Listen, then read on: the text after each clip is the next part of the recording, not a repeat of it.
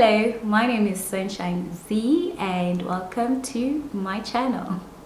If it's your first time here, then you are welcome. If you are a returning viewer, welcome to you too. And shout out to the subscribers. As always, I truly appreciate you. I am very excited about the season we are in. Actually, spring is one of my favorite seasons. I think it's because it represents most of the things that I love, which are colors. It represents newness, freshness, and flowers. I love flowers. So I'm so excited for this season, and I hope you're enjoying it. The weather is a bit warmer. I love how outside it looks brighter already. So I don't know, it puts you in a good mood. I get into a good mood whenever I wake up and I see how bright it is outside. So yeah, let's get into today's video.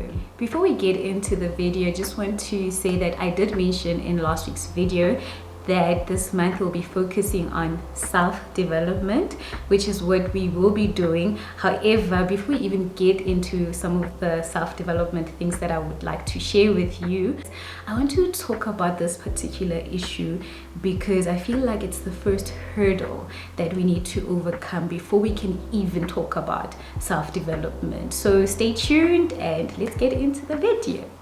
Today's topic is something that I've been thinking about a lot lately, and you know how it is that when you think about something or you discover something, it's almost like you see it everywhere. And I've been talking about this quite obsessively with most of my friends.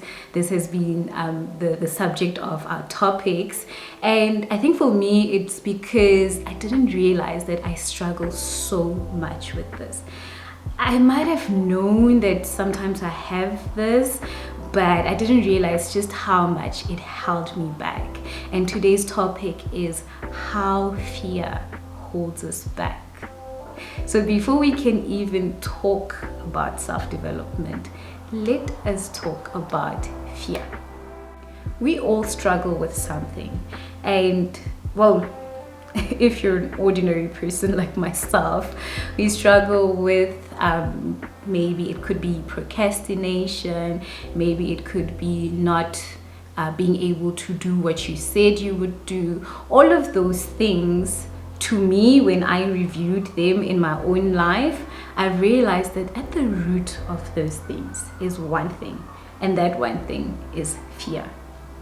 We are so fearful. We are more fearful than we actually even realize or care to admit.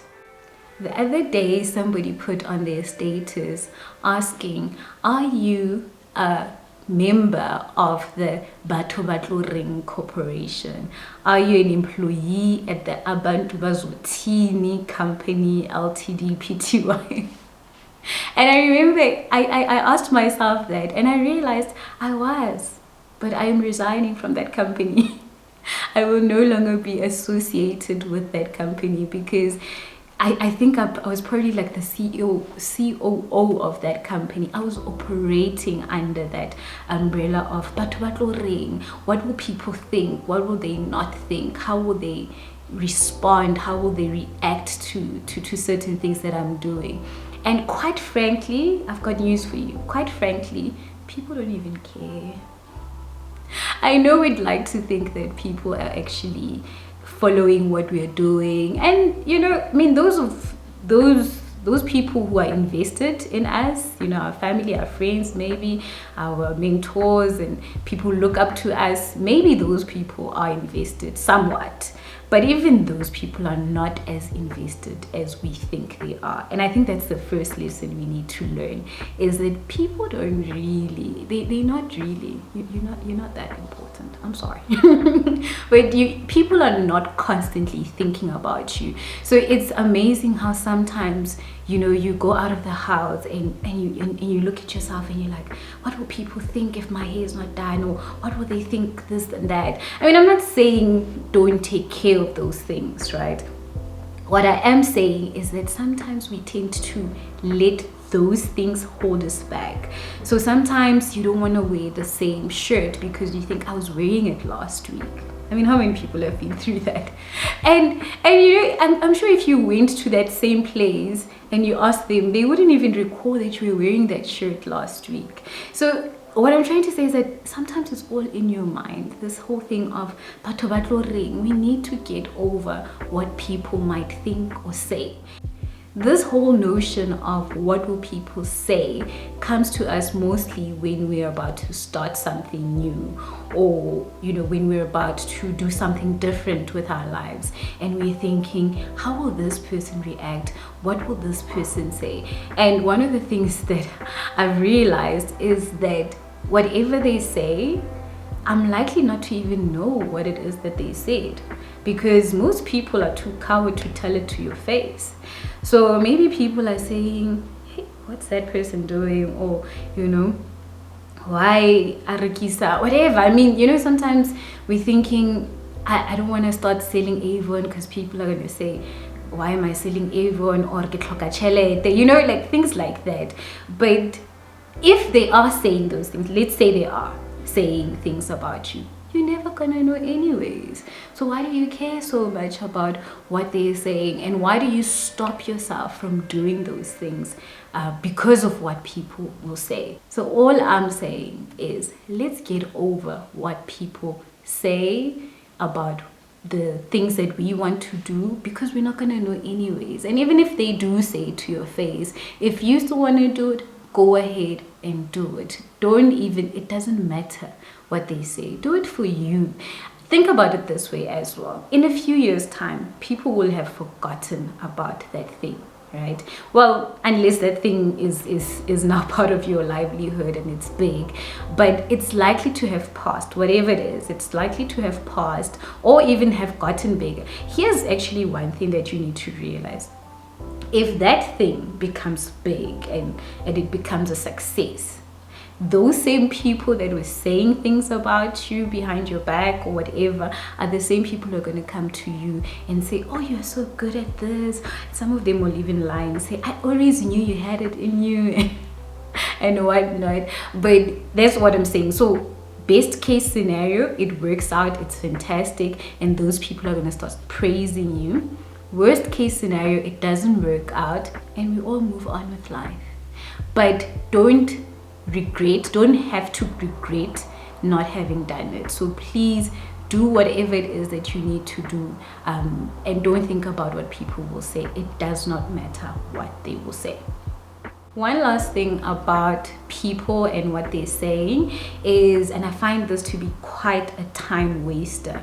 If people are saying whatever they're saying, or I don't know, doing whatever they're doing, maybe you think they're not supporting you, or maybe, you know, they're not responding the way that you thought that they would.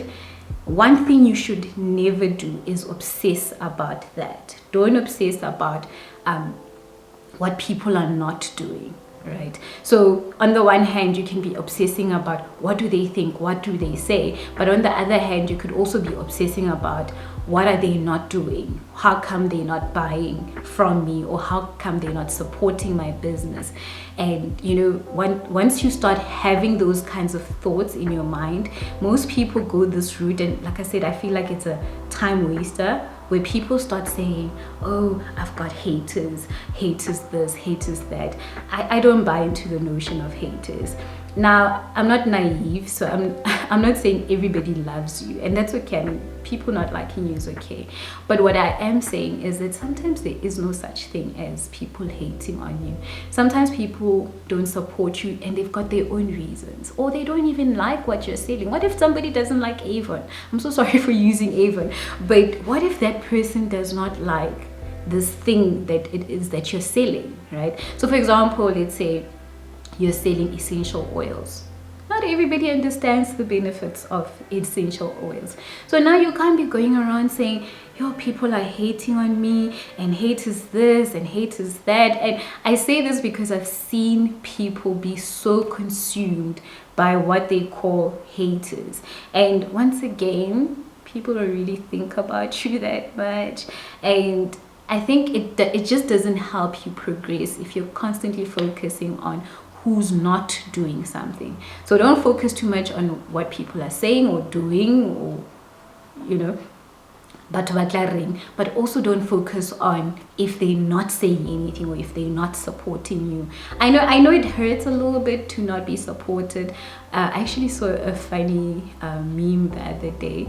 I'll try to find it and put it here somewhere, but it's a little funny, but it is true. Somebody was talking about how, when you are posting about your business on social media, most friends don't share that information, or they pretend not to even see it. They don't even like it, but that's fine. That's absolutely fine. Remember why it is that you're doing what you're doing.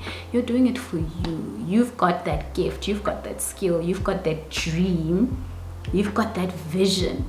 So you do it. I read something that said, if you're going to wait for people to support you, you're going to be waiting for a very, very long time. So before you even start something, get over get over people have to support me, people have to like me. People don't owe you anything, child. They don't owe you anything.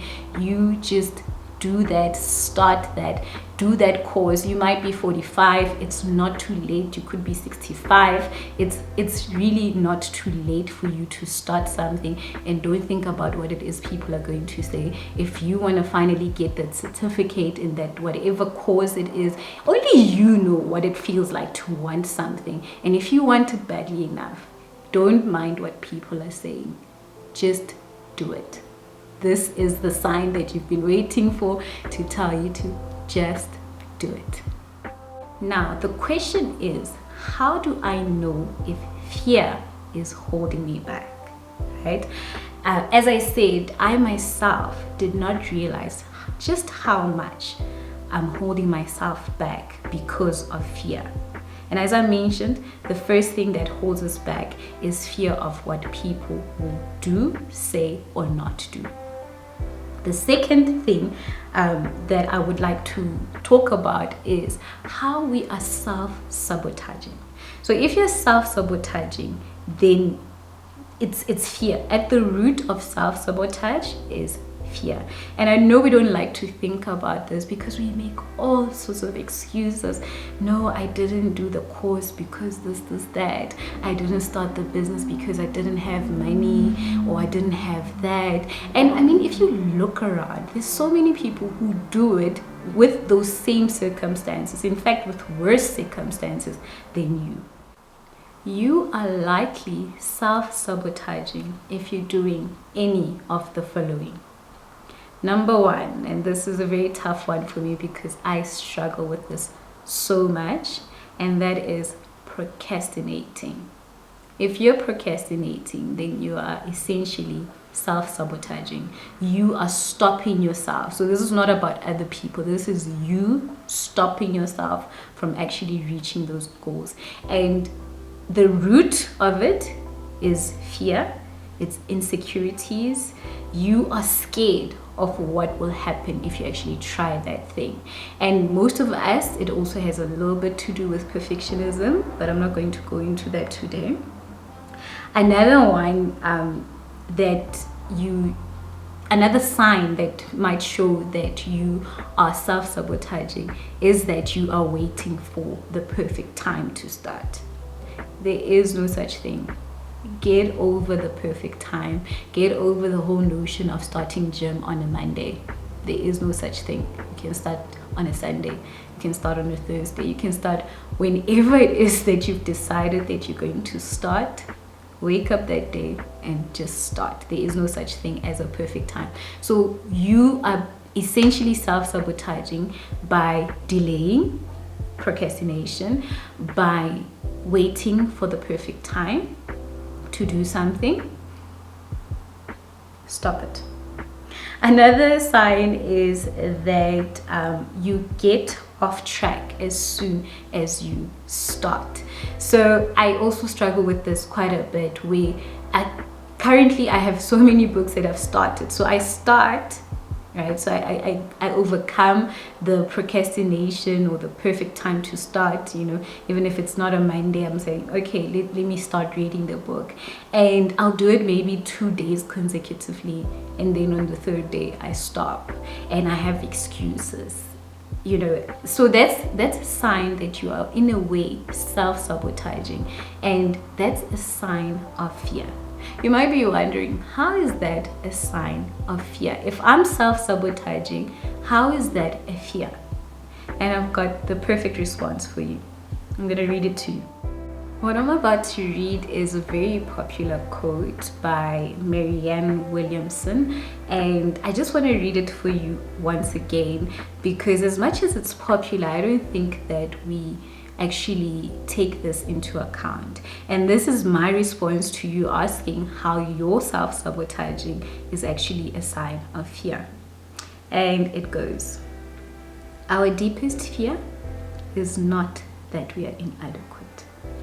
Our deepest fear is that we are powerful beyond measure. We ask ourselves, who am I to be brilliant, gorgeous, talented, and fabulous? Actually, who are you not to be? We were born to make manifest the glory of God that is within us. And as we let our own light shine, we unconsciously give others permission to do the same.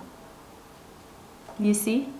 So what I'm saying is that your self-sabotage is a sign of fear, because your actual fear is not that you can't do that or you can't attain that goal. Your biggest fear is that you're not good enough. Your biggest fear is that other people might see you shine, and you believing that by playing small, by hiding, by being apologetic, you're doing the world a favor. But you're not doing the world a favor. The world needs your light, so let it shine. And I love how it says that when you let it shine, you're unconsciously, without realizing it, you're giving other people permission. So as they discuss the thing that you fear the most, which is that they're going to discuss you behind your back, but as they discuss, they might be saying things, but in a way they reflecting what you are doing helps them to reflect and say, well, if she can start her own essential oils business, then perhaps I can also start my candle making business. Perhaps I can also start whatever it is. Perhaps I can go back to school.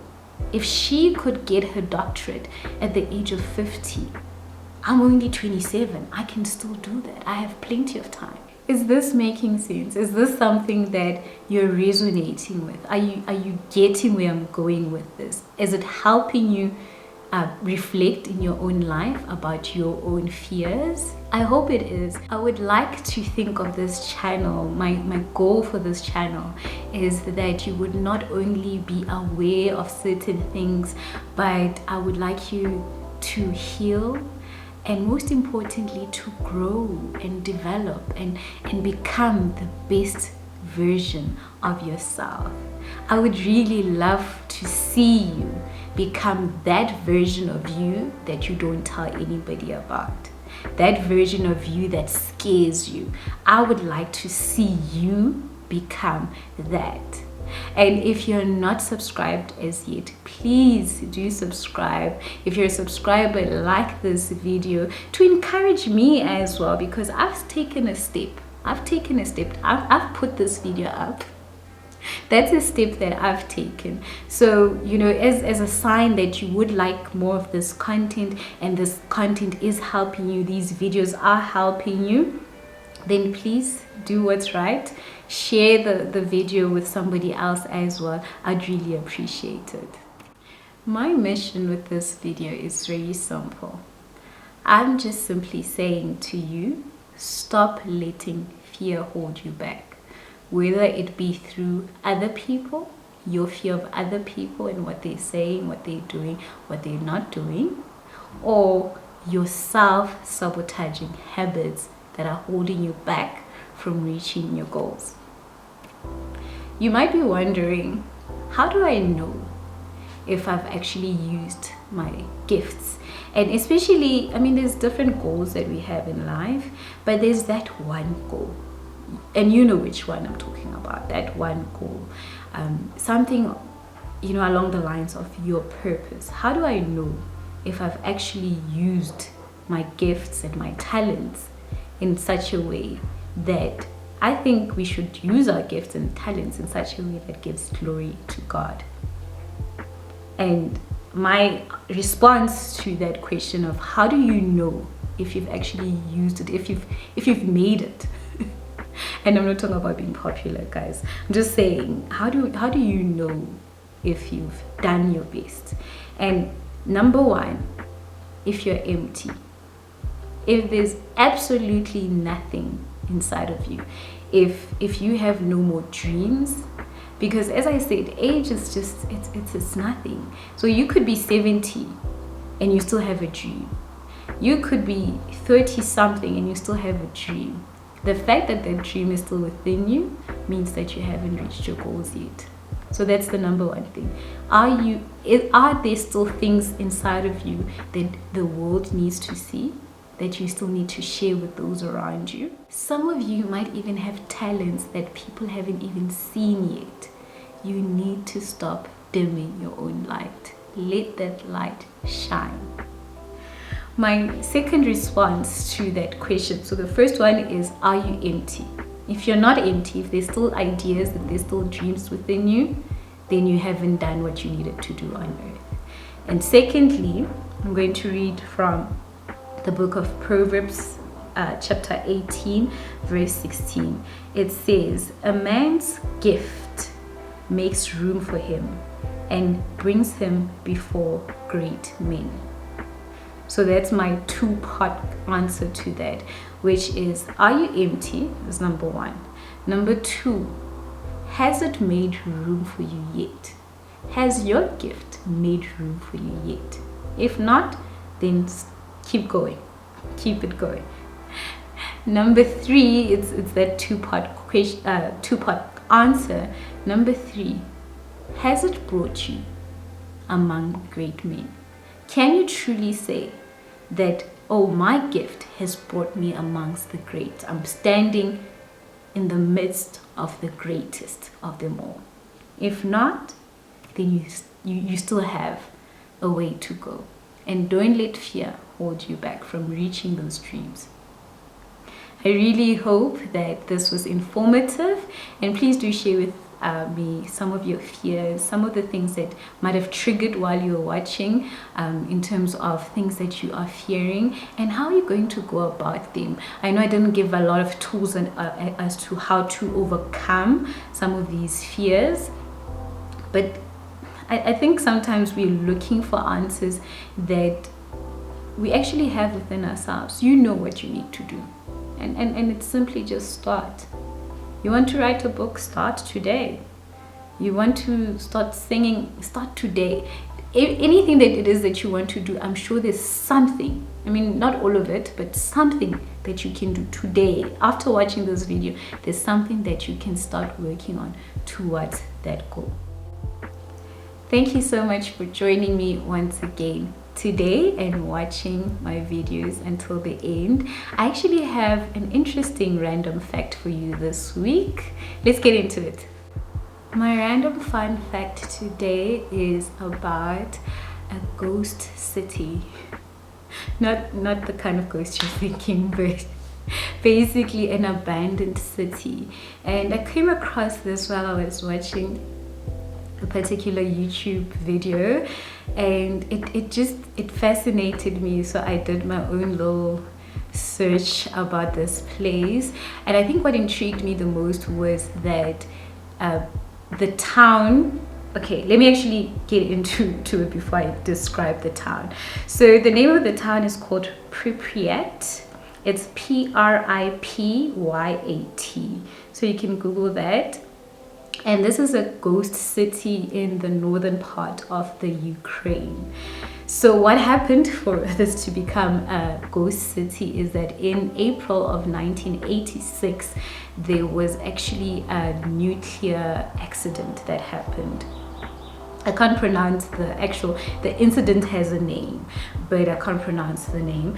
But yeah, there was an accident that happened, making the city uninhabitable. So people had to be evacuated. It took about 36 hours I believe about 36 hours for everybody to be evacuated.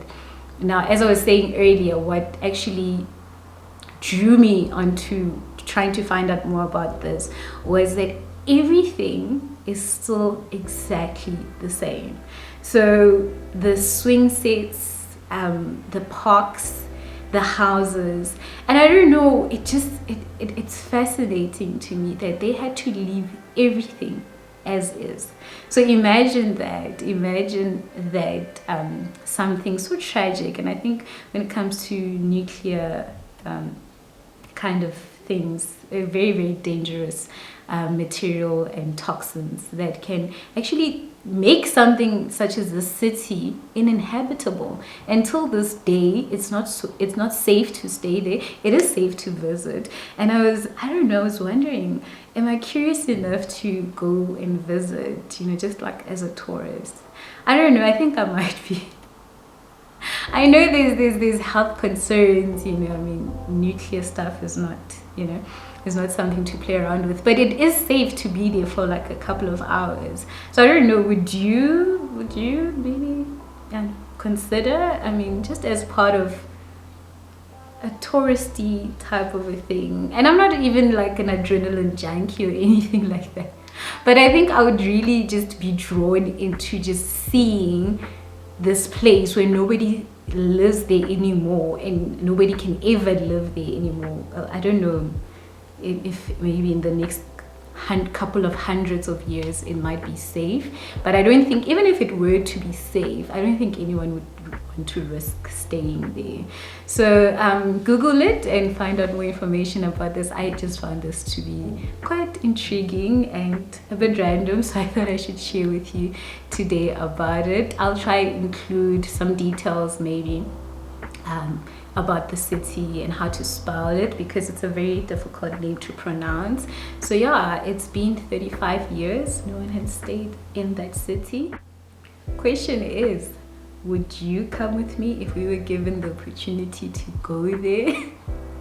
I don't know, I feel like it would be a bit spooky, but at the same time, I don't know, I think I would really like to see it just as a tourist. Not to stay there, but yeah, let me know what you think. I really appreciate your feedback. As mentioned in last week's video, if you do not like, then you have to comment. Let me know what you thought, and please don't forget to click that notifications bell so that you can know every time I put up a video. Thank you once again for joining me. Until next week, take care, love and light. See you all.